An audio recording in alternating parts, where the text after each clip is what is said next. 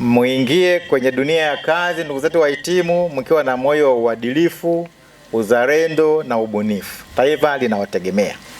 Tunahitaji wataalamu wanaoweza kutumia elimu kwa manufaa ya wote na wala si maslahi binafsi. Mkatumie taaluma zenu kwa weledi, uadilifu na mfuate sheria. Mwepuke mambo ya rushwa, mambo mengine yote ya ufisadi. Lakini juu ya yote, vijana, mtunze amani ya nchi.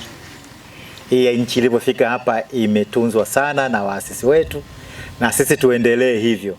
Msidanganywe kwamba nyinyi ni kizazi ambacho hakisikii wakubwa, hakina heshima, kinajemlea mambo yao, ni kizazi cha fujo. Hiyo sio kweli.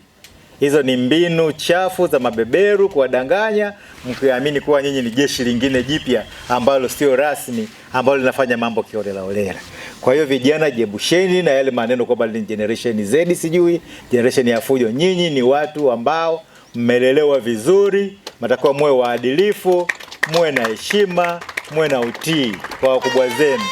Msidanganyike kwamba nyinyi ni watu tofauti na hiyo. Tunavyoangalia leo mlivyo hapa, tunaona nyinyi ni watoto, ni vijana ambao mmelelewa na mmepata matunzo mazuri kutoka kwa wazazi wenu, lakini vile kutoka kwa walimu wenu huko mlikosoma na kwa wakufunzi wenu hapa.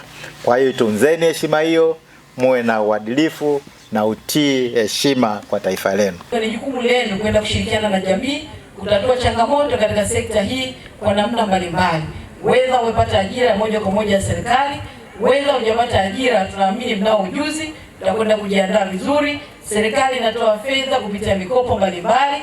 Kama hujapata ajira moja kwa moja, basi ni wajibu wako kujiunda, kutumia taaluma uliyopata katika vikundi mbalimbali, katika mianya mbalimbali ya mikopo ambayo inatolewa, ili muweze kupata fedha, kuanzisha kampuni mbalimbali ambazo zitakwenda kushirikiana na jamii kwa ujumla wake kutatua changamoto katika jamii nzima ambayo.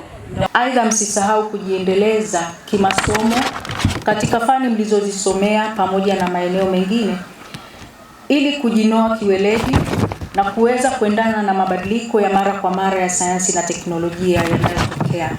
Taifa linawategemea.